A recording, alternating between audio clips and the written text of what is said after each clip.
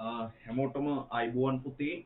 අපි අද සාකච්ඡා කරන්න යන්නේ ඔයගොල්ලෝගේ AET දෙවනාදියරේ උසස් මූල්‍ය ගිණුම්කරණය සහ පිරිවැයකරණය කියන විෂයේ දෙවෙනි ඒකකේ අපි කලින් වීඩියෝ ක්ලිප් එකේ නතර කරලා තියෙන්නේ මේ කොටස් නිකුතුව ගාවේදී.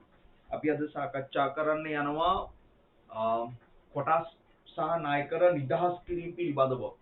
ඒ කියන්නේ පුතේ අපි නිකුත් කරලා තියෙන සාමාන්‍ය කොටස් ගැන මම මුලින්ම කතා කරන්නම්. අපි සමාගමක් විදියට නිකුත් කරලා තියෙන සාමාන්‍ය කොටස් ඒ සමාගම කැමති නම් අධ්‍යක්ෂ මණ්ඩලය තීරණය කළොත් නැවත ව්‍යාපාරයට මිලදී ගන්න. ඒ කියන්නේ අපි කොටස් නිකුත් කිරීමකදී වෙන්නේ කොටස් හිමියට කොටස් දීලා අපි සල්ලි ගන්න එකනේ. කොටස් නිදහස් කිරීමේදී වෙන්නේ ඒගොල්ලොන්ට ගත්ත මුදල ආපසු දීලා අපි ඒගොල්ලොන්ගෙන් කොටස් ටික නැවත අයක ලබා ගන්න එක තමයි කරන්නේ. මෙහෙම මේ සාමාන්‍ය කොටස් නැවත නිකුත් කිරීමක් කරනවා නම්, ඒ කියන්නේ සාමාන්‍ය කොටස් නිදහස් කිරීමක් කරනවා නම්, ඒ නැවත මිලදී ගැනීමේදී කරන්නේ ඒ මිලදී ගන්න ප්‍රමාණය ප්‍රකාශ කළ ප්‍රාග්ධන ගිණුමට හර කරන්න ඕනේ. දැන් ඔකේ නෝට් එක දීලා තියෙනවා මේකේ මොකද්ද වෙන්න ඕනේ කියලා පැහැදිලි කරලා තියෙනවා. ඔන්න කියවලා බලන්න. මම ගණනය කිරීම ටික කියලා දෙනවා. මොකද ගිණුම්කරණයේ ගණනය කිරීම තමයි අත්‍යවශ්‍යම කොටස් වන නිසා. ප්‍රාග්ධන ගිණුමට හර කරනවා. හර කරලා අපි බැර කරන්න ඕනේ. දැන් අපි කොටස් නිකුතුවකදී අපි බැරේ කොටස් නිකුත් කිරීම ගිණුමන්නේ. එහෙනම් මෙතනදී අපි හදනවා කොටස් නැවත මිලදී ගැනීමේ ගිණුම. කොටස් නැවත මිලදී ගැනීමේ ගිණුමක් හදලා ඒකට බැර කරන්න ඕනේ. ඒතර ද්විත ස්ථාන කොහොමද යන්නේ? ප්‍රකාශ කළ ප්‍රාග්ධන ගිණුමට හර කරලා අපි බැර කරන්න ඕන කොහෙටද? කොටස් නැවත මිලදී ගැනීමේ ගිණුමකට. කොටස් නැවත මිලදී ගැනීමේ ගිණුමකට අපි බැර කරන්න ඕන. ඊට පස්සේ අපි ඒගොල්ලන්ට මුදල් දෙන්න ඕනේ. ඒ මුදල් ප්‍රමාණය කොටස් නැවත මිලදී ගැනීමේ ගිණුමට හර කරලා ඒ මුදල් ප්‍රමාණය මුදල් පාලන ගිණුමට බැර කරන්න ඕනේ. එතකොට ද්විත ස්ථාන පැහැදිලිද? කොහොමද වෙන්නේ? ඒ වටිනාකම ප්‍රකාශ කළ ප්‍රාග්ධන ගිණුමට හර කරලා ප්‍රාග්ධනයෙන් අඩු කරනවා. කොටස් නැවත මිලදී ගැනීම කියලා ගිණුමක් හදලා ඒකට බැර කරනවා. ඊට පස්සේ ඒ වටිනාකමම කොටස් නැවත මිලදී ගැනීම ගිණුමට හර කරලා මුදල් පාලනයට බැර වෙනවා. අන්තිමේ කොටස් නැවත මිලදී ගැනීම ගිණුමක් හැදුවොත්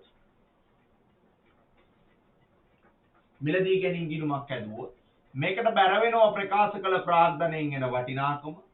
මේකට හර වෙනවා මුදල් පාලනයෙන් එන වටිනාකම. අවසානයේ මේ ගිණුම තුලනය කරද්දී මේ කොටස් නැවත මිලදී ගැනීමේ ගිණුමේ අවසන් ශේෂයක් ලැබෙන්නේ නැහැ. ඒ කියන්නේ මේ ගිණුම අහෝසි වෙලා යනවා. හරියට අපි ව්‍යාපාරික කොටස් නිකුතුවක් සිදු කරද්දී හදපු කොටස් නිකුතු ගිණුම වගේ ගිණුමම තමයි මේක හදන්නේ කොටස් නැවත මිලදී ගැනීමක් සඳහා. ඔන්න මම උදාහරණයකට එනවා පුතේ. මේකේ තියෙන ඔන්න ගානක් කියලා දීලා අපි බලමු එක. සීස සරස්වතී පොදු සමාගමේ ප්‍රකාශිත ප්‍රාග්ධනයේ සාමාන්‍ය කොටස් වලින් සමන්විත වන අතර සාමාන්‍ය කොටස් ලක්ෂ 50 රුපියල් 1ක් රුපියල් 10 බැගින් වූ නිකුතු මිලකට නිකුත් කොට ඇත. කොටසක් රුපියල් 10 බැගින් නිකුත් කරලා තියෙන්නේ. ප්‍රාග්ධනයේ තියෙනවා ලක්ෂ 50ක්. සමාගම ලක්ෂ 15ක සාමාන්‍ය කොටස් ප්‍රාග්ධනයේ වන කොටස් 1,50,000ක් 1ක් රුපියල් 10 බැගින් නැවත මිලදී ගැනීමට තීරණය කර ඒ පිළිබඳව කොටස් හිමියන් දැනුවත් කළ නමුත් මේ සඳහා කොටස් ලක්ෂයක කොටස් හිමියන් පමණක් එකඟ විය. ඒ අනුව කොටස් ලක්ෂයක් රුපියල් 10 බැගින් නැවත මිලදී ගන්නා ලදී. දැන් අපි කොටස් හිමියන් දැනුවත් කරනවා අපි කොටස් 1,50,000ක් ආපසු මිලදී ගන්න හදන්නේ. හැබැයි ඒකෙන් කොටස් හිමියෝ කැමතුනේ ලක්ෂයක් පමණයි. ඒතකොට අපිට 1,50,000ටම ගන්න බෑ. දැන් ඒතකොට අපි මේ කොටස් අය කරන්න යන්නේ රුපියල් 10 ගානේ තමයි මිලදී ගන්න යන්නේ. අපි නිකුත් කරලා තිබ්බ මිල තමයි. එන රුපියල් 10 ගානේ කොටස් ලක්ෂයක් ගත්තොත් එහෙම ලක්ෂ 10ක් එනවා. ප්‍රකාශ කළ ප්‍රාග්ධන හර ලක්ෂ 10යි. කොටස් නැවත මිලදී ගැනීමේ ගිණුම බැර ලක්ෂ 10යි. ඒ ප්‍රමාණයම කොටස් නැවත මිලදී ගැනීම ගිණුමට හර මුදල් පාලනයට බැර ඒ ලක්ෂ 10යි. ඔන්න උත්තරේ ඒ උදාහරණයට දරොන්න පිළිතුරු දීලා තියෙනවා ලක්ෂ 10යි. අදාළ ලෙජර් ගිණුම් හදලා පෙන්නලා තියෙනවා. මම ගිණුම් හදන්න ගියේ නෑ. ඔන්න හදලා බලන්න. ඊට පස්සේ කියන්න ඕන තවත් කොටසක් තියෙනවා. ඔන්න ඔකේ තියෙනවා දෙවෙනි කරුණ විදියට සාමාන්‍ය කොටස් ප්‍රාග්ධන ගිණුමේ ඇති අගයට වඩා වැඩි අගයක් කොටස් නැවත මිලදී ගැනීම සඳහා ගෙවන ප්‍රතිෂ්ඨාව. අපි කියනවා පුතේ මෙහෙම. දැන් මේ උදාහරණය මම පැහැදිලි කරන්න ගන්නම්කෝ. අපි කොටසක් මේ ව්‍යාපාරේ නිකුත් කරලා තිබුණා. නිකුතු මිල මම එනවා. නිකුතු මිල රුපියල් 10යි. හරිද? අපි මේක නැවත මිලදී ගන්නේ. දැන් මොකද අපි දන්නවා නැවත මිලදී ගන්න කියපුවාම කොටස් හිමියෝ ඒකට කැමති වෙන්න ඕනේ. අපිට බලෙන් මේ වැඩේ කරන්න බෑ. කොටස් හිමියා කැමති වෙන්න ඕනේ සාමාන්‍ය කොටස් ටික නැවත මිලදී ගන්නවා. කොටස් හිමියා කැමති කරව ගන්න ඕන නිසා අපි කියනවා අපි ඕගොල්ලෝගෙන් ගන්න මිල ඒක අදි මිල රුපියල් 15 ගානේ කියලා.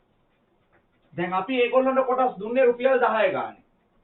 රුපියල් 10 ගානේ කොටස් දීලා අපි ඒගොල්ලෝගෙන් ආපසු ගන්නේ රුපියල් 15 ගානේ. ඒ කියන්නේ ඒගොල්ලෝ අපිට දුන්නේ රුපියල් 10 ගාන නම් ප්‍රාග්ධනය.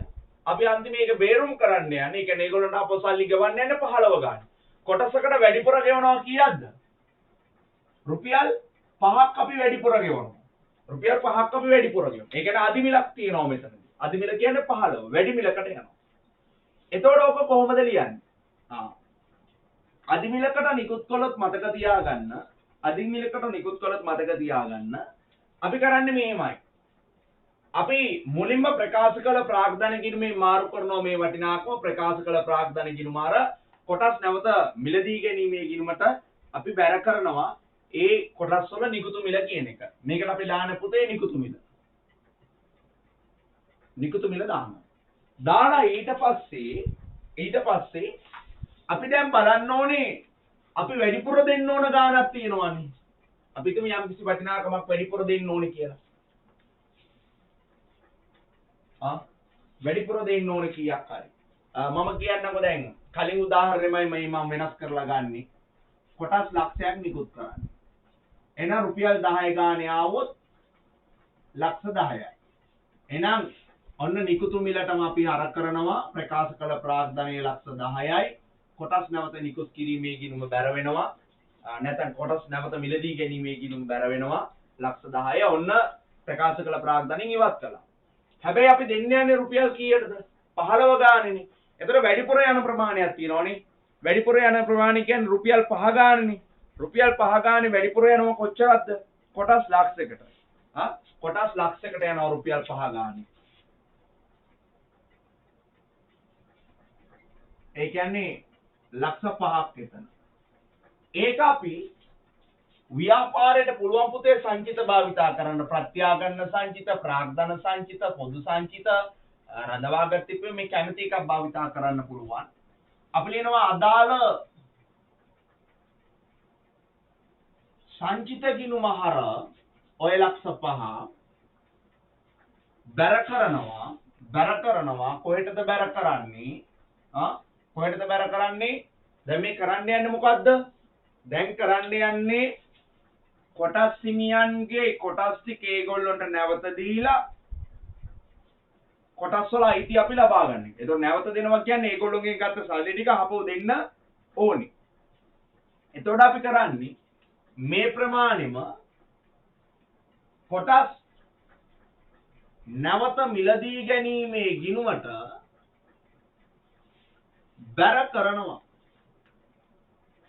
දැන් කොටස් නැවත මිලදී ගැනීමේ ගිණුමක් ඇදුවොත් ඒකට බැර වෙලා තියෙනවා ප්‍රකාශ කළ ප්‍රාග්ධනයෙන් ලක්ෂ 10යි කුමනව සංචිතයකින් ලක්ෂ 5යි. අපිට ගානේ සංචිත ගැන කියනවා. හොඳද? සංචිතේ ලක්ෂ 5යි. දැන් එතකොට අපි සම්පූර්ණ මුදල් විදියට ගෙවන්න ඕන කොච්චරක්ද? රුපියල් 15 ගානේ කොටස් ලක්ෂයකට ගෙවන්න ඕනේ. සම්පූර්ණ මුදල ලක්ෂ 15ක්. හරිද? එහෙනම් කොටස් නැවත මිලදී ගැනීම ගිණුමේ තියෙනවා ප්‍රකාශ කළ ප්‍රාග්ධනයේ ලක්ෂ 10 සහ සංචිතයේ ලක්ෂ 5. ඒ කියන්නේ දෙකේ එක්ක අපි සම්පූර්ණ ගෙවන්න ඕනේ ඇත්තටම ලක්ෂ 15. දැන් එන මතක කරගන්න ජර්නල් සටහන කොහොමද එන්න ඕනේ? මුදල් ගෙවන්න ඕන නේද? මුදල් ගෙවන්න ඕනනේ. හරි. එහෙනම් උත්තරේ එනවා කොහොමද? කොටස් නැවත මිලදී ගැනීමේ ගිණුම හර ලක්ෂ 15යි. කොටස් නැවත මිලදී ගැනීමේ ගිණුම හර වෙනවා ලක්ෂ 15. මුදල් බැර වෙනවා. මුදල් පාලන බැර වෙනවා ලක්ෂ 15. ඒ කියන්නේ මෙයාට හර වෙනවා කොටස් නැවත මිලදී ගැනීම වලට මුදල් පාලන කියලා. ওই ලක්ෂ 15. මේක තුලනේ කළාම මේකේ ශේෂ දෙපැත්ත සමාන වෙනවා. ගිණුම අහෝසි වෙලා යනවා. දැන් තේරුණාද කරන වැඩේ? මොකද්ද කරන්නේ? ව්‍යාපාරයකට තමන්ගේ සාමාන්‍ය කොටස් නැවත මිලදී ගන්න පුළුවන් එක ක්‍රමයක් අපි කිව්වා මොකද්ද? කොටස් නිකුත් කරලා තියෙන මිලට. නිකුතු මිලට. අපි කියන සම මිලක් කියලා. මේක නිකුතු මිල කියනවා. ආයේ සම මිල කියලා කියනවා. ආයේ සමකල මිල කියලා කියනවා. ආයේ සමක මිල කියලා කියනවා. විභාගයේ කොහොම වචනේ කියයිද දන්නේ? නිකුතු මිල, සම මිල, සමකල මිල, සමක මිල කියලා අපි කියනවා. කෙසේ හෝ මේ මිලටම ආපසු මිලදී ගන්නවා නම් අපි ප්‍රකාශ කළ ප්‍රාග්ධන හර කරලා කොටස් නැවත මිලදී ගැනීම බැර කරලා ගෙවන මුදල් ප්‍රමාණය කොටස් නැවත මිලදී ගැනීම හර කරලා මුදල් බැර කරනවා. හැබැයි එතනින් එහාට අපි කියා මොකද්ද? අධිමිලකට මේක නැවත මිලදී ගන්න පුළුවන් වැඩිපුර මුදලක් ගෙවලා. ඒ වුණොත් අපි මේ වැඩිපුර ගෙවන ප්‍රමාණය සංචිත ගිණුමකින් හිලව් කරගන්න ඕනේ. මොකද ව්‍යාපාරයේ සංචිත පවතින්නේ ප්‍රාග්ධන වේවා, ප්‍රත්‍යාගන්න වේවා, පොදු සංචිත වේවා, රඳවාගත් ලාභ වේවා පුතේ. ව්‍යාපාර ඇතුලේ සංචිත පවතින්නේ ඇත්තටම මම කිව්වා මුල වීඩියෝස් වල බලලා හොඳට බලන්න මතක් කරලා සමාගමක් උපයන ලද ලාභය ඔක්කොම කොටස් කරුවන් අතර බෙදා හරින්නේ නැතුව ඒ ලාභයෙන් යම් ප්‍රමාණයක් සමාගම රඳවා තබා ගන්නවා. ඒක කුමන හෝ සංචිතයක් නමින් ඒගොල්ලෝ තියා ගන්නවානේ. එතකොට මේ සංචිත ඇතුලේ තියෙන්නේ මේ සමාගමේ සාමාන්‍ය කොටස් හිමියන්ට හිමි ලාභවල ප්‍රමාණයෙන් තමයි මේ කොට සංචිත වලට අපි දාලා තියෙන්නේ විවිධ නම් වල. එතකොට මෙන්න මෙහෙම කොටස් නිකුතුවකදී කොටස් නිකුතුවක් කරලා තිබිලා ඒ කොටස් නැවත මිලදී ගැනීමට අපි අදාළ සංචිතේ භාවිතා කරලා ඒ සංචිතෙන් හිලව් කරගන්න පුළුවන්. මොකද ඒකොල්ලොන්ට හිමි සංචිතයක් තමයි අපි තියාගෙන ඉන්නේ ව්‍යාපාරය ඇතුළේ. එතන ඔන්න අභ්‍යාසයකට එනවා. උදාහරණයක් තියෙනවා. සිස ඇල්ෆා පොදු සමාගමේ ප්‍රකාශිත ප්‍රාග්ධනයේ සාමාන්‍ය කොටස් වලින් සමන්විතාන අතර සාමාන්‍ය කොටස් ලක්ෂ 100ක් එකක් රුපියල් 100 බැගින් වූ නිකුතු මිලකට නිකුත් කොට ඇත. සමාගමේ ශේෂ පත්‍රයෙන් එකල මූල්‍ය තත්ත්ව ප්‍රකාශයෙන් උපුටා ගන්නා ලද තොරතුරු කීපයක් පහත දැක්වේ. ප්‍රකාශිත ප්‍රාග්ධනයේ සාමාන්‍ය කොටස් ප්‍රාග්ධනය කොටස් 50 ලක්ෂ 5යි වටිනාකම ලක්ෂ 100යි. ප්‍රාග්ධන සංචිත තියෙනවා ලක්ෂ 40ක්. පොදු සංචිත තියෙනවා ලක්ෂ 50ක්. රඳවාගත්තේ පියුම් තියෙනවා ලක්ෂ 10ක්. මුළු ස්කන්ධේ නැත්තම් මුළු හිමිකම තියෙනවා ලක්ෂ 200ක්. ඒ කියන්නේ අර ටික එකතු. පහලින් කියනවා සමාගම සාමාන්‍ය කොටස් ප්‍රාග්ධනයේ වන කොටස් ලක්ෂයක් එකක් රුපියල් 30 බැගින් නැවත මිලදී ගැනීමට තීරණය කර ඒ පිළිබඳව කොටස් හිමියන් දැනුවත් කළ අතර කොටස් හිමියන් ඒ සඳහා එකඟ විය. කොටස් හිමියෝ ඔක්කොම එකඟ වුණා. මේ අනුව ලක්ෂ 30ක් ගෙවා නැවත මිලදී ගන්නා ලදී. ලක්ෂ 30ක් ගෙවලා කොටස් ටික ගන්න ඕන. කොටස් නැවත මිලදී ගැනීම පසු සමාගමේ මූල්‍ය තත්ත්ව ප්‍රකාශනයේ තොරතුරු වල සිදුවන වෙනස්කම් පෙන්වීමෙන් ගිණුම් සකස් කරන්න. ගිණුම් කෙසේ වෙතත් ගිණුම් නම් ඔයගොල්ලන්ට හදන්න පුළුවන්. ජර්නල් සටහන් ටික කතා කරමු. හරි. මම මේ ජර්නල් සටහන් ටිකම කතා කරනවා. ඔයගොල්ලෝ බොහෝ විට වටිනවා මේ වැඩේ ගොඩ දා ගන්න ඕන නිසා අපි දෙන්න නිබන්ධනයේ PDF එකක් නිසා ඔයාලට පුළුවන් නම් අපි දුන්න PDF එකේ මේ කොටස් මුද්‍රණය කරලා ගන්න. මොකද පහසු වේවි. මොකද ඉදිරියට මේ වීඩියෝ ක්ලිප් එකේ තියෙන ගණන් තියෙනවා සමාගම් ගණන් කියනවා. ඒ සමාගම් ගණන් හදද්දී ඔයාට අනිවාර්යයෙන්ම නිබන්ධනයක් ගාන අතේ තියෙන එක ඇඟට ගුණයි ගණන් හදන්න. මොකද මේ වීඩියෝ ක්ලිප් එකේම අවසාන කොටස් ගණන් ටිකක් හදනවා මම. ඒ හදනකොට ඔයාලට හිතේවි ගාන අතේ තිබුණා නම් කොච්චර හොඳද කියලා. මොකද සංකීර්ණ ගණන් වලට එනවා මම. මොකද උඩින් පල්ලෙන් සාමාන්‍ය ඩබල් ඒටි ක්ලාස් එක වගේ උඩින් පල්ලෙන් ගානක් දෙකක් හදලා මම නතර වෙන්නේ නැහැ. සමස්තය ස්ටඩි පැක් එකේ අපිට දීලා තියෙන සමස්තය මම සාකච්ඡා කරනවා. මොකද මේ පාඨමාලාව කරන්නේ අනාගතයේදී ගොඩක් බලාපොරොත්තු තියාගෙන ඔයගොල්ලෝ ඒ බලාපොරොත්තු වලට සාධාරණයක් ඉෂ්ට කරන්න ඕන නිසා මං ගිණුම් කරන්නේ මේ අදාළ කොටස් වලට අනිවාර්යයෙන්ම කරන්න ඕන ප්‍රමාණ ටික මම කරනවා. ඒක අමාරු වේවි, ඒක තේරුම් ගන්න අපහසු වේවි. හැබැයි මතක තියාගන්න කල යුතු දේවල් ටික මම කරලා දෙනවා. අනික් කාරණේ මේ අද මේ වීඩියෝ ක්ලිප් එකේදී පටන් ගන්න දැන් කලින් වීඩියෝ ක්ලිප් වල තිබ්බ ගණන් ටික ඕගොල්ලෝ හදන්න කිව්වා. මට හිතෙන විදිහට මේ කලින් වීඩියෝ ක්ලිප් වල මම කිව්වා මේ වීඩියෝ ක්ලිප් දෙක දාලා සතියකට වඩා ප්‍රමාණයක් ඉඩ දීලා තිබ්බා. අනිවාර්යෙන් ගණන් හදන්න කියලා ඒව බලලා මම හිතනවා හැමෝම කරලා ඇති කියලා. මොකද ඒ ගණන් ටික කරගන්න ඕනේ මම කිව්වා කරන්න අමාරු නම් මට කතා කරන්න. කතා කරලා උත්තර ටික අහගන්න කොහොමද ඒව කරන්න කියලා. මොකද ඒ තමයි සමාගම් වල කොටස් නිකුතුව. සමාගම් වල කොටස් නිකුත් කිරීම. ප්‍රසිද්ධ කොටස් නිකුත් කිරීම, ප්‍රසාද කොටස් නිකුත් කිරීම සහ හිමිකම් නිකුතුව කියන තුනම මම කතා කරලා දුන්නා. දැන් මම එන්නේ මේ කොටස් නිකුත් කිරීම කරපු ව්‍යාපාර නැවත කොටස් මිලදී ගැනීම කතා කරන්න. කොටස් නිකුත් කරලා තිබ්බ ව්‍යාපාර නැවත කොටස් මිලදී ගන්නවා පුතේ. මේ නැවත කොටස් මිලදී ගැනීම තමයි දැන් කතා කරන්නේ. ඔයාලට කොටස් නිකුතුව පුළුවන් වෙන්න ඕනි. නැවත කොටස් මිලදී ගැනීමක් කරන්න. ඒක තේරුම් ගන්න. එතකොට සාමාන්‍ය මේ A level පන්තියක ගිණුම්කරණේ උගන්වනවා කියලා මේ ඉස්කෝලේ එකේ A level ගිණුම්කරණේ උගන්වනවා කියලා අපිට ඒ ගිණුම්කරණේ උගන්වන ගුරුවරයෙක් මනින්න බෑ. එහෙම කරනවා නම් ඒක ජීවිතේට කරන්න එපා. මොකද ඕගොල්ලන්ට මම මේක උගන්වන සමහර දේවල් ඇති තේවි. ඔයාලා ජීවිතයකට කොයිමත් අහලත් නැහැ, ඉගෙනගටත් නැහැ. කාගෙන් හරි ඇහුවොත් කියාවි ඔහොම ඒවා accounts වල නැහැ කියයි. නෑ accounts වල තියෙනවා. මම ඒකයි කිව්වේ. accounts කියන විෂය හරි අමුතුයි.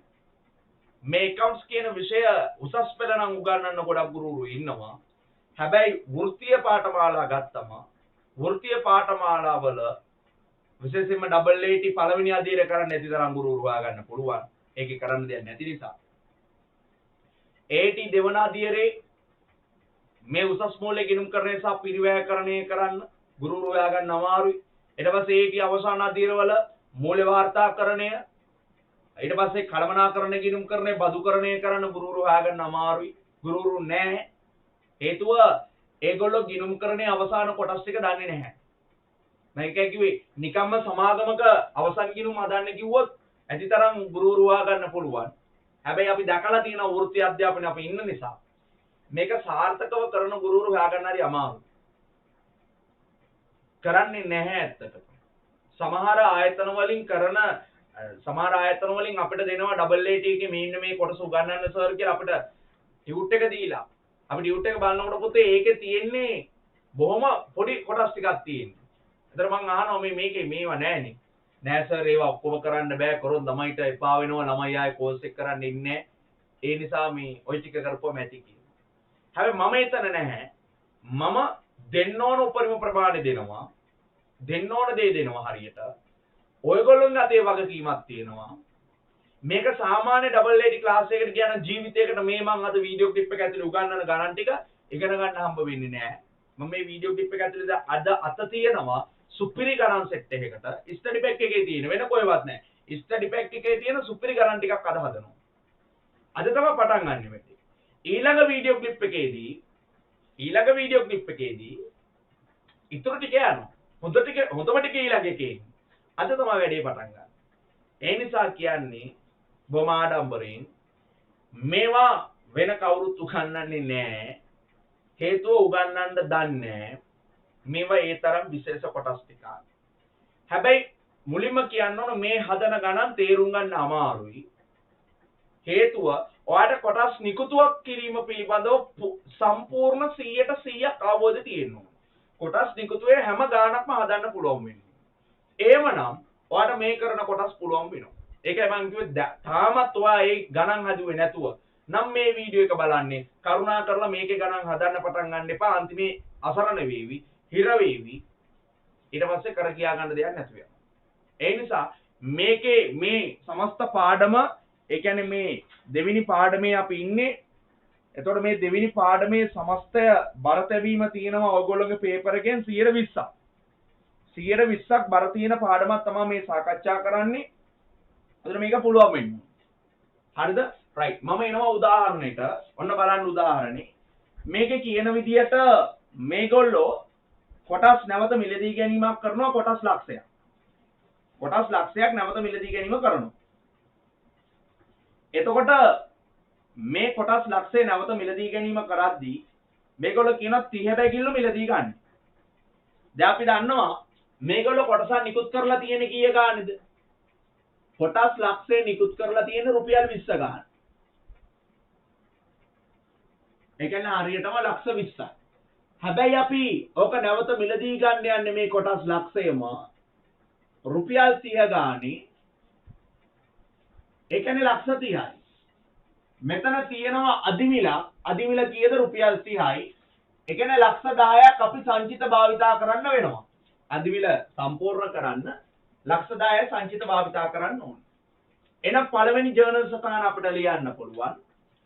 ප්‍රකාශිත ප්‍රාග්ධන ගිණුම හර ලක්ෂ 20යි.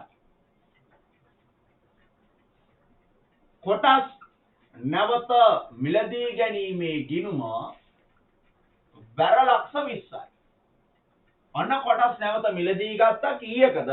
නිකුත් කරපු කොටස් ලක්ෂ 20 ටික මිලදී ගත්ත නැවත. දැන් අපි දෙවෙනියට කරන්න ඕන මොකද්ද? අර අධිමිල ප්‍රමාණි. ඒ කියන්නේ ලක්ෂ 10ක් වැඩිපුර දෙන්න එපේ. ඒක සංචිත භාවිතා කරන්න ඕනේ. සංචිත කිව්වම මෙතන තියෙනවා සංචිත වර්ග කීපයක්. එකක් තියෙනවා ප්‍රාග්ධන සංචිත,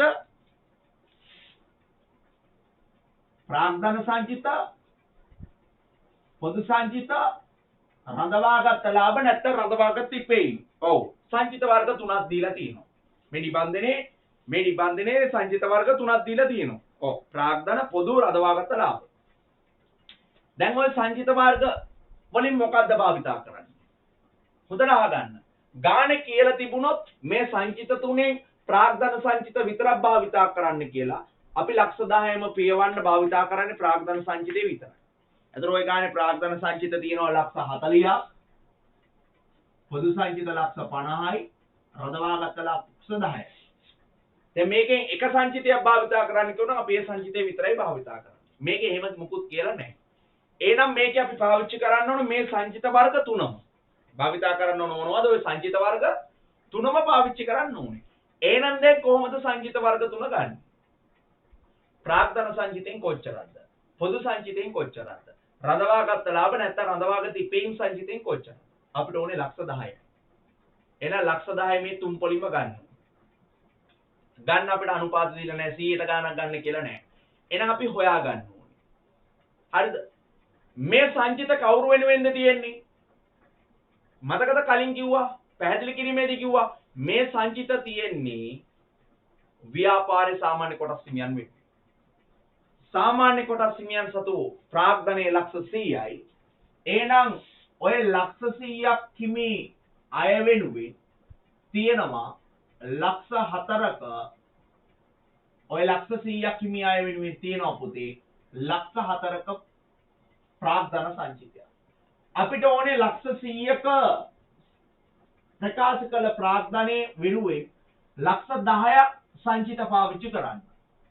එහෙනම් ලක්ෂ 10 උඩට දාලා අපි ගන්නවා ලක්ෂ 40. ප්‍රාග්ධන සංචිතයෙන් කොච්චරක්ද යන්නේ? ප්‍රාග්ධන සංචිතයෙන් කොච්චරක්ද යන්නේ? මේ බෙදලා බලන්න. උත්තරේ එනවා 400. පේනවද ඒක? පේනවනේ? පේනවා. right. කැම් එකේ අවසානට ගිහිල්ලා තියෙන්නේ නේ. හොඳ වෙලාව. අර පොදු සංචිත බලන්න. අපිට එතනත් ඕනේ ලක්ෂ 100 ප්‍රාග්ධනයේ ලක්ෂ 10කට හැබැයි පොදු සංචිත ලක්ෂ 50 තමයි අපි පාවිච්චි කරන්නේ. එතනත් වෙනවා 500යි. ඊට පස්සේ අපි ලක්ෂ 10 සංචිත භාවිතයට ලක්ෂ 100 හිමිකමයි අපිට ඕනේ ලක්ෂ 10ක රඳවාගත් ලාභේ. එතනත් වෙනවා අපිට රුපියල් ලක්ෂයක්. සම්පූර්ණ වෙනවා කොච්චරද? ලක්ෂයයි, ලක්ෂ 5යි, ලක්ෂ 4යි. සංචිත තුන් වර්ගයකින් අපි ගන්නවා ලක්ෂ 10. එහෙනම් ලියනවා ජර්නල් සටහන. අන්න ගණනය කිරීම කරපු විදිය මතක තියාගන්න. සමස්ත හිමිකමට ලක්ෂ 10ක් අදාළ වෙන්නේ. ඒ ලක්ෂ 10 අදාළ වෙනවා නම් අපි බලනවා සමස්ත හිමිකම. ඒ කියන්නේ මේ ලක්ෂ 100ට අදාළ වෙනවා ලක්ෂ 40 කියන එක. ලක්ෂ 100ට අදාළ වෙනවා ලක්ෂ 40 කියන එක. එහෙනම් අපි බලනවා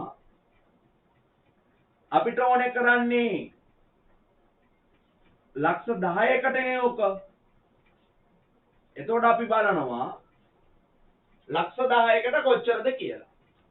ඉතින් මේක මෙහෙම කරන්නත් පුළුවන් ඉතින්. දැන් මම මේ ගත්තට වඩා තව වෙනස් ක්‍රම තියෙනවානේ. කොහොමද අපිට කරන්න මෙවතින් දැන් මෙහෙම කරන්න පුළුවන්.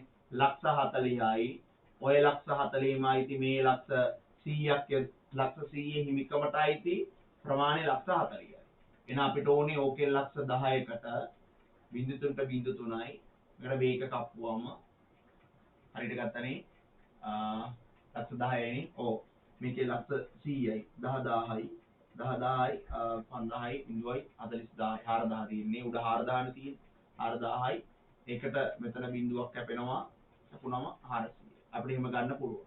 මේකේ ලක්ෂ 100ක් යොදවලා තියෙන්නේ 5000 වෙනුවෙන් අපිට ඕනේ 1000කට 0.3 කපලා මෙතන කපුවම 500. අපිට ওই විදිහට ගන්න පුළුවන්. මේ කැමැති ක්‍රමයක්. හොඳේ මෙහෙම ඉන්නත් පුළුවන් මෙහෙම ඉන්නත්. දැන් මෙහෙම කරා කියලා ඒක වෙනසක් නැහැ. අරකම තමයි තියෙන්නේ.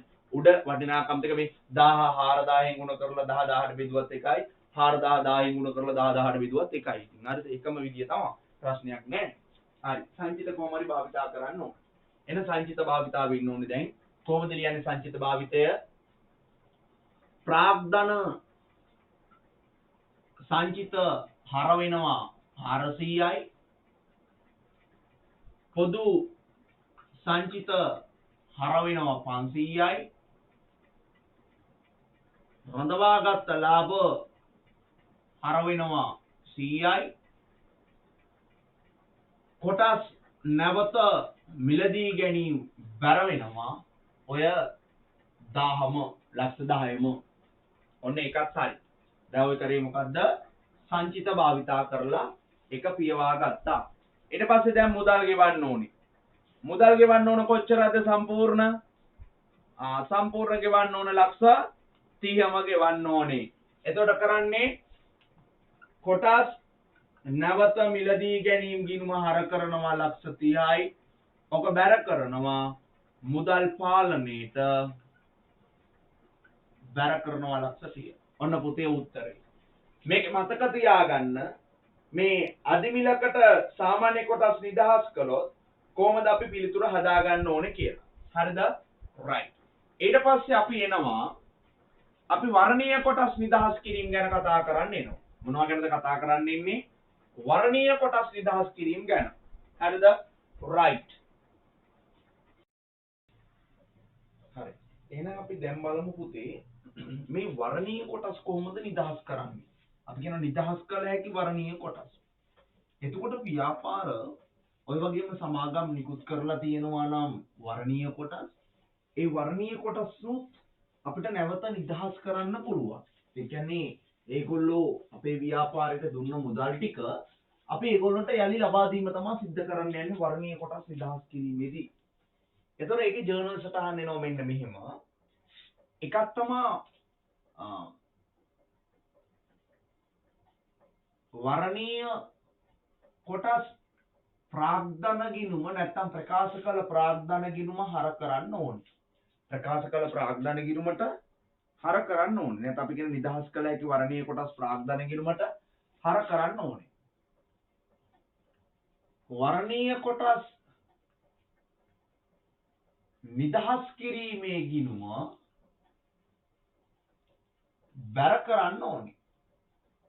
වර්ණීය කොටස් නිදහස් කිරීමේ ගිණුම බැර කරන්න ඕනේ. හරිද? ඔන්න අපි මුලින්ම ලියන එක ප්‍රාග්ධනයෙන් ඉවත් කරලා වර්ණීය කොටස් නිදහස් කිරීමේ ගිණුමකට බැර කරනවා. ඊට පස්සේ දැන් වර්ණීය කොටස් හිමියට පුතේ සල්ලි ටික අපි දෙන්න එපේ. ඒ දෙන ප්‍රමාණය මුදල් ප්‍රමාණය අපි මුදල් පාලනයට බැර කරලා වර්ණීය කොටස්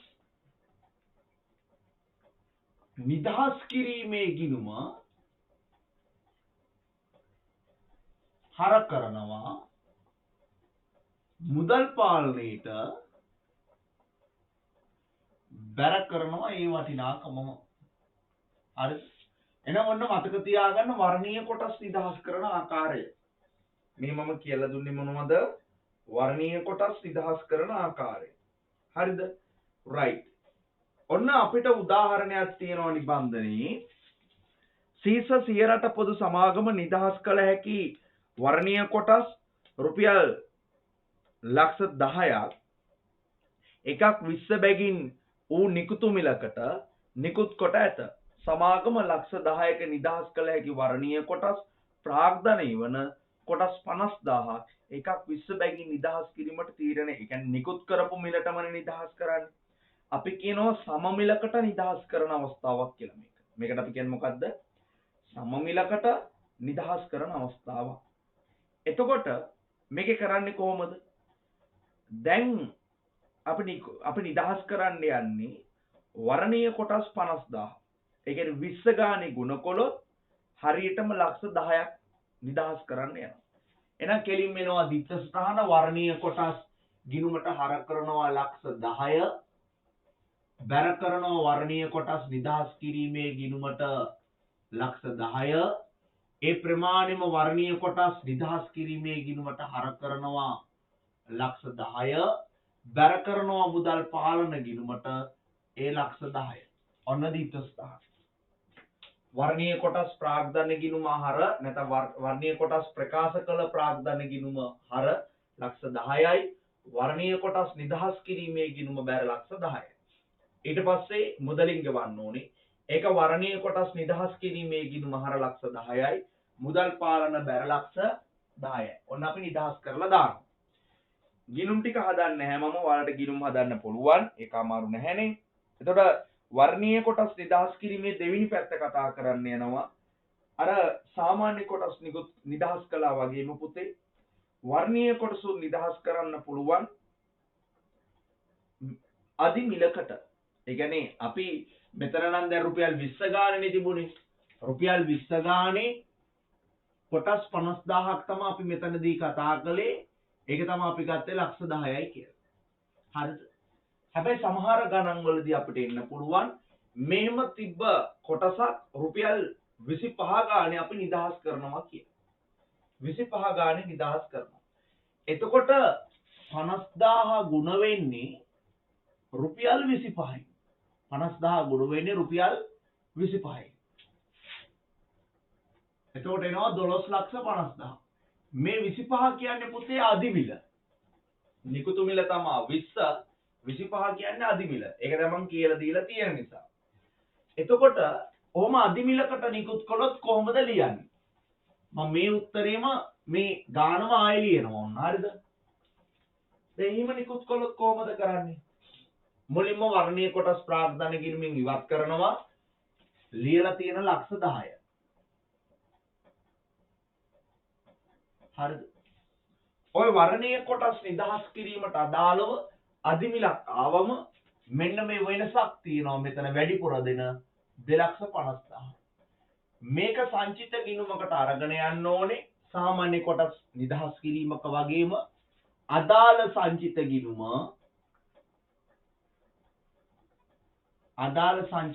හර 2,50,000යි සංචිතෙන් ඉවත් කරනවා. බැර කරනවා වර්ණීය කොටස් නිදහස් කිරීමේ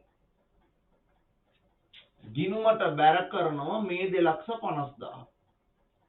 එතකොට අදාළ සංචිත ගිණුම මොකක් හරි සංචිත ගිණුමක් අපිට දීලා තියෙවි එකට අර කරනවා වර්ණීය කොටස් නිදහස් කිරීමේ ගිණුමට බැර කරනවා.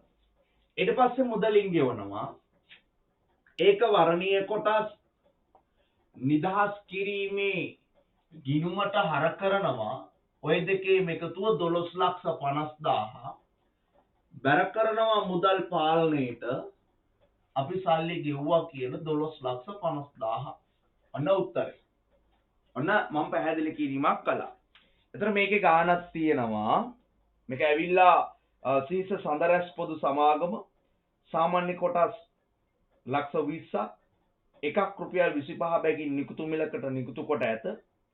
සමාගම රුපියල් ලක්ෂ 20ක නිදහස් කළ හැකි වර්ණීය කොටස් ප්‍රාග්ධනය වන කොටස් 80000 එකක් රුපියල් 30 බැගින් නිදහස් කිරීමට තීරණය කර ඇත. එතකොට නිදහස් කළ හැකි වර්ණීය කොටස් ප්‍රමාණය ලක්ෂ 20යි. කොටස් සංඛ්‍යාව 80000යි. එතකොට නිදහස් කරන්න යන වර්ණීය කොටස් සංඛ්‍යාව 80000යි. මේ ගාණ කියන විදිහට නිශ්චිතව සඳහන් කරන මිල තමා රුපියල් 30. එතකොට 80000 30න් ගුණ කළොත් හරියටම ලක්ෂ 24ක් එනවා. 80000 තමා නිකුත් කොටස් ගණන. ඒක 30න් ගුණ කළොත් හරියටම එනවා 8 වරක් 3 24යි කියන්නේ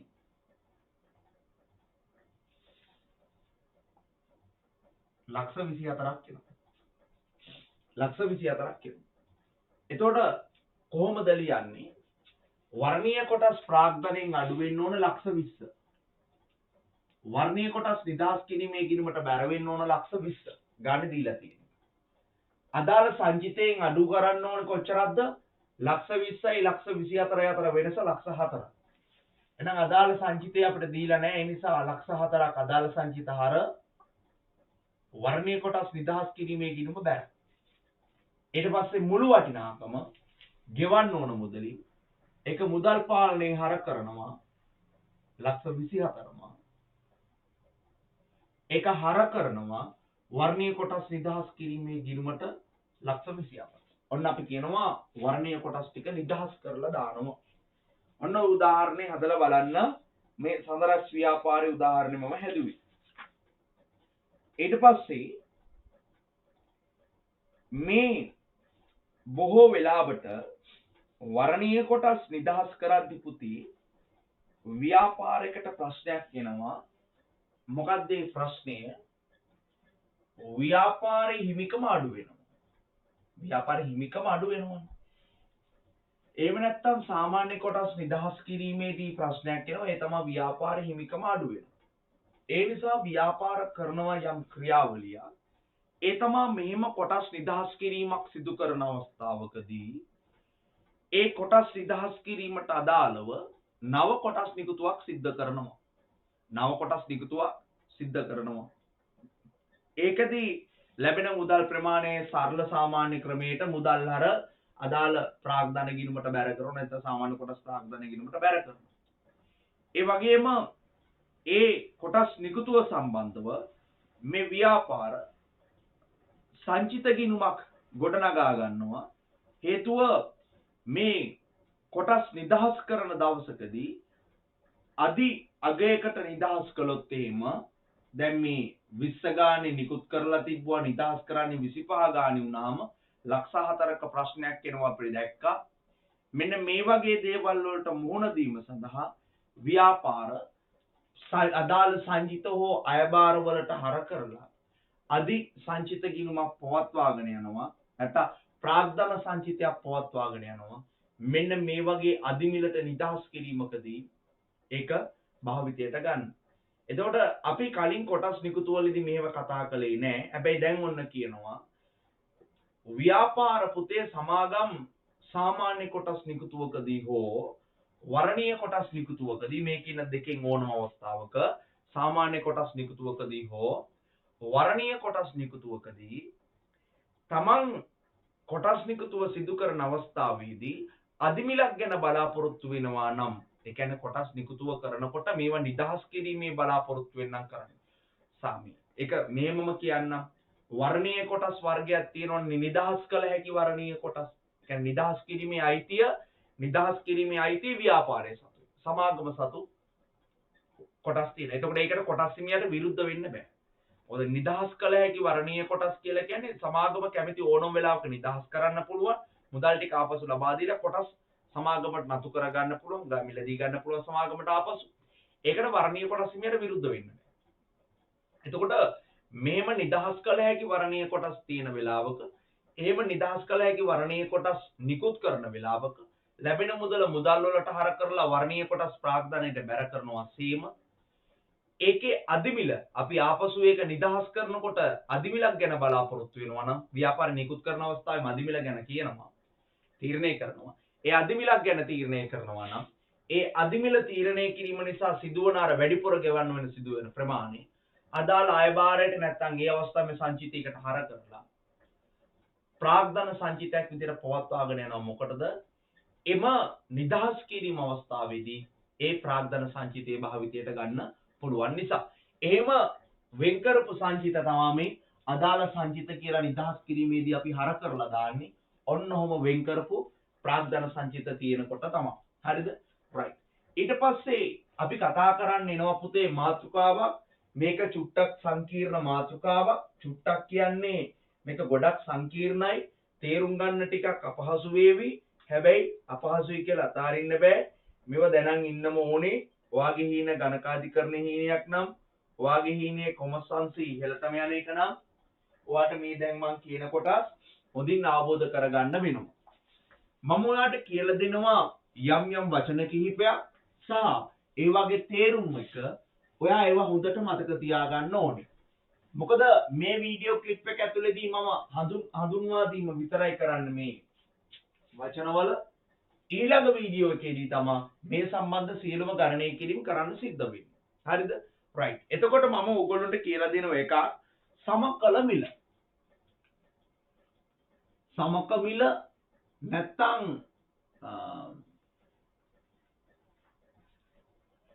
සමකල මිල, සමකමිල නැත්තම් සමකල මිල නැත්නම් අපි කියනවා සමමිල.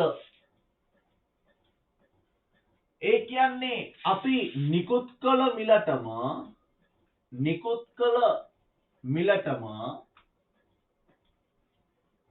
අපි නිකුත් කරපු මිලටම ඒවා නිදහස් කරනවා නම් නිකුත් කළ මිලටම සමාන වෙනවා නම් ඒක නිදහස් කරන මිලත් අපි කියනවා සම මිලක් තියෙන්නේ. සමාන මිලක් පවතිනවා කියලා කියනවා. හරිද?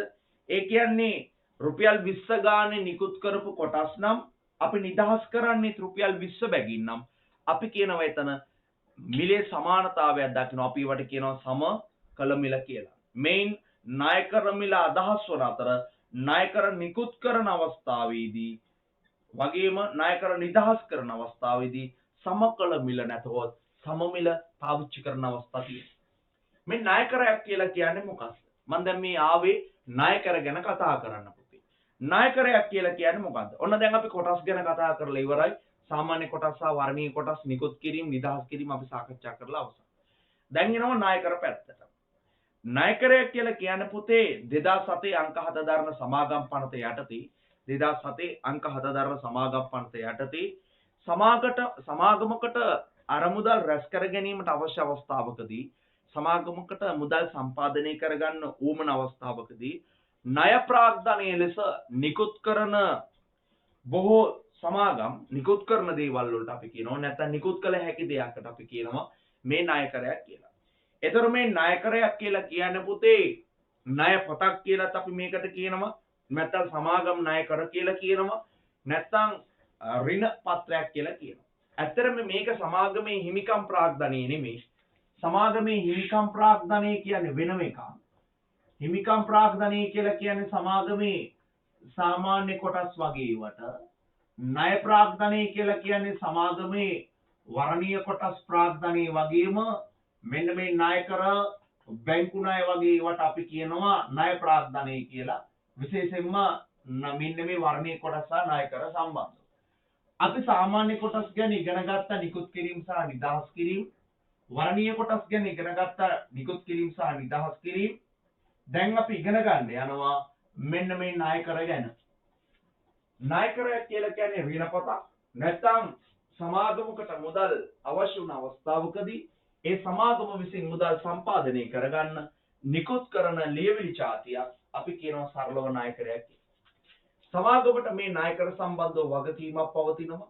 ඒ තමයි ඒ ලබා ගන්න මුදල් ණයක් විදියට තමයි ලබා ගන්නේ. ඊට අදාළව ණය කර නිකුත් කරන අවස්ථාවේදී අපි ගිවිස ගන්නවා වාර්ෂිකෝ පොලි අනුපාතය මෙන්න මෙච්චරක් දෙන්නම් කියලා. ඒ නිසා සෑම වර්ෂයක් අවසානයේ ඒ පොලි අනුපාතය නිශ්චිතවම ලබා දිය යුතුයි. ඒ වගේම ණයකර නිකුත් කරද්දී අපි යම්කිසි කාල සීමාවක් සඳහා නිකුත් කරන්නේ උදාහරණ වර්ෂ 5කට නිකුත් කරොත් වර්ෂ 5 අවසානයේදී ඒ ණයකර අනිවාර්යයෙන්ම නිදහස් කළ යුතුමයි.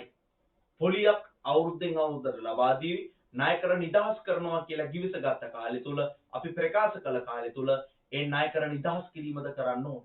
ඔන්න ණයකර ගැන. ණයකර ගැන තවත් වැඩිදුර තොරතුරු ඕන නම් ওই නිබන්ධනයේ කියවන්න. ණයකර නිකුත් කිරීමෙන් ඇති වෙන ප්‍රයෝජන ණයකර වල වැදගත්කම් ගැන කියලා තියෙනවා. ඒව හොඳට කියවලා බලන්න. එහෙනම් ওই ණයකර සම්බන්ධ කතාවේදී ණයකරයක් නිකුත් කරන මිල තමයි ණයකරයක නිකුතු මිල කියලා කියන්නේ. ඒ වගේම ණයකරයක් නිදහස් කරන මිල තමයි ණයකරයක නිදහස් මිල කියලා අපි කියන්නේ. ණයකරයක නිකුතු මිල ණයකරයක් නිදහස් කරන අවස්ථාවේ මිලට සමාන නම් අපි කියනවා ඒ ව්‍යාපාරයේ තියෙන්නේ සමක මිල නැත්නම් සම මිල නැත්නම් සමකල මිලක් තියෙන්නේ කියලා. එහෙනම් මතක තියාගන්න සමාගම් වලට තමන්ගේ ණයකර නිකුත් කරන්න මිලටම ඒ ණයකර නිදහස් කිරීමේ හැකියාව පවතිනවා. ඒක සමකල මිල නැත්නම් සම මිල කියලා අපි අදහස් කරනවා. ඔන්න උදාහරණයක් දීලා තියෙනවා good luck කියන පොදු සමාගම සම්බන්ධව ණයකර ගැන කතා කරලා එයා කියනවා ඒගොල්ලෝ ණයකර නිකුත් කළ මිල රුපියල් 100යිලු ණයකර නිදහස් කරන මිලත් රුපියල් 100යි. එහෙනම් අපි කියනවා මේ දෙකේම සම මිලක් පවතිනවා කියලා. ඊට පස්සේ අපි කතා කරන්න එනවා ආදි මිල ගැන. ආදි මිල කියලා කියන්නේ ඊළඟ මිල වර්ගය. පළවෙනි එක මේ දෙවෙනි එක. ආදි මිල කියලා කියන්නේ නිකුත් කළ මිලට වඩා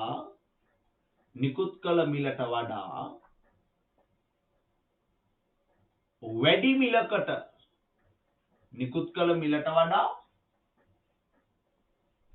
වැඩි මිලකට විකුණනවා නම් ඒ වැඩි මිල කියලා කියන්නේ මොකද්ද? ඒකට අපි කියනවා අධි මිල කියලා. දැන් විකුණනවා කියලා අදහස් කළේ නිදහස් කරනවා කියන එක. අපි ණයකරයක් නිකුත් කරනවා රුපියල් 100 ගානේ. ණයකරේ නිදහස් කරන්නේ රුපියල් 110 ගානේ නම් අපි කියනවා අධි මිලක් තියෙනවා. ඒ තමයි 110 කියලා. නිබන්ධනයේ තියෙන විදිහට නම් ණයකරයක් නිකුත් කිරීමේදී හෝ ණයකර නිදහස් කිරීමේදී ණයකර සමකල නැතහොත් සම මිලට වඩා වැඩි අගයකට නිදහස් කරනවා නම් නිකුත් කරනවා නම් අපි ඒකට කියනවා අධි මිලක් කියලා. මේක ණයකල දැන් සරල උදාහරණයක් මම ගත්තේ ණයකර නිකුත් කළ මිලට වඩා වැඩි මිලකට නිදහස් කරනවා. දැන් ඕකේ අනිත් පැත්ත වෙන්නත් පුළුවන්.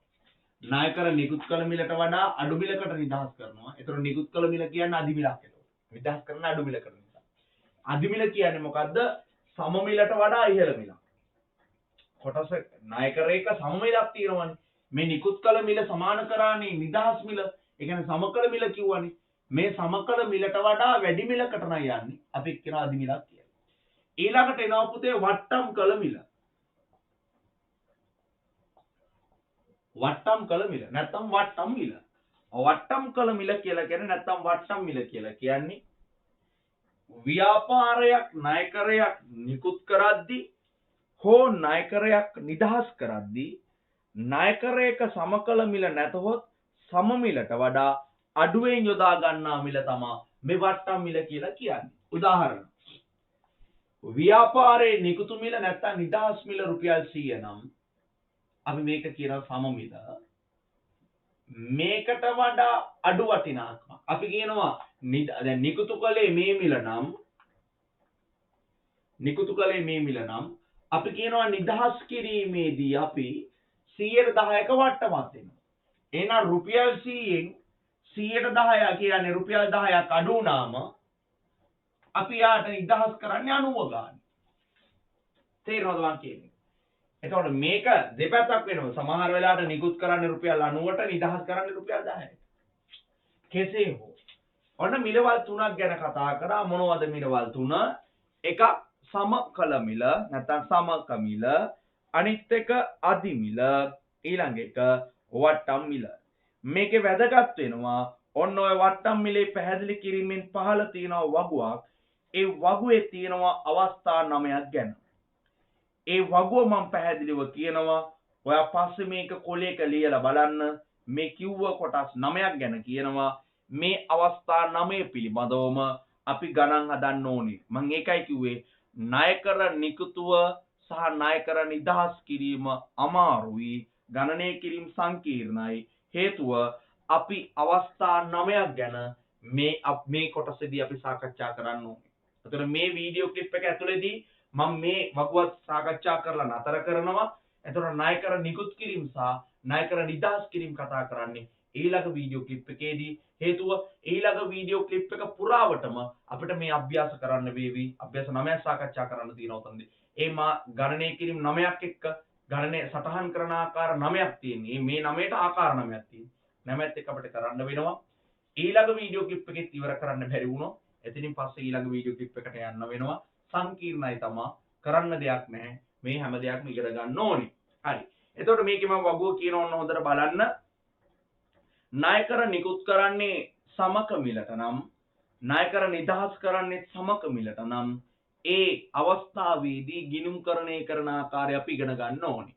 දෙවන අවස්ථාව ණයකර නිකුත් කරන්නේ සමක මිලකට ණයකර නිදහස් කරන්නේ අධි මිලකට නම් ඒ අවස්ථාවේදී ගිණුම්කරණය අපි ඉගෙන ගන්න ඕනේ.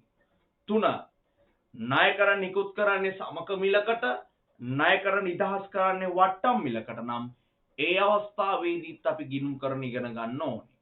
4 ණයකර නිකුත් කරන්නේ අධි මිලකට ණයකර නිදහස් කරන්නේ සමක මිලකට නම් ඒ අවස්ථාවේදීද ගිණුම්කරණය කරන ආකාරය ඉගෙන ගන්න ඕනේ. 5 ණයකර නිකුත් කරන්නේ අධි මිලකට ණයකර නිදහස් කරන්නේ අධි මිලකට නම් ඒ අවස්ථාවේදීද ගිණුම්කරණ ඉගෙන ගන්න ඕනේ. මොකද විභාගයේ කෝක ලියන්නේ ඉවිද කියලා දන්නේ නැහැ. 6 ණයකර නිකුත් කරන්නේ අධි මිලකට නම් ණයකර නිදහස් කරන්නේ වට්ටම් මිලට නම් අපි ඒකත් ඉගෙන ගන්න ඕනේ. 7 වට්ටම් මිලට නිකුත් කරලා සමකල මිලට නිදහස් කරනවා නම් අපි ඒක සටහන් කරන ආකාරය ඉගෙන ගන්නත් ඕනේ. 8 වට්ටම් මිලට නිකුත් කරලා අධි මිලට නිදහස් කරනවා නම් ඒ අවස්ථාව ගැනත් ඉගෙන ගන්න ඕනේ. 9 අවසානික වට්ටම් මිලට නිකුත් කරලා වට්ටම් මිලටම නිදහස් කරනවා නම් ඒ අවස්ථාවේදීද ගිණුම්කරණය කරන ආකාරය පිළිබඳව අපිට ඉගෙන ගන්න වෙනවා. එහෙනම් පුතේ මේ වීඩියෝ ක්ලිප් එකේ වැඩ ටික මම මෙතනින් නතර කරනවා. ඊළඟ වීඩියෝ ක්ලිප් එකේදී අපි සාකච්ඡා කරනවා මේ අවස්ථා 9ට අනුකූලව කොහොමද ගිණුම්කරණය කරන්නේ කියලා. හරිද? right. එහෙනම් මේ කරපු අභ්‍යාස ටික හොඳට කරගන්න. කලින් අභ්‍යාස වීඩියෝ ක්ලිප් වල තිබ්බ අභ්‍යාස අවසන් කරන්න.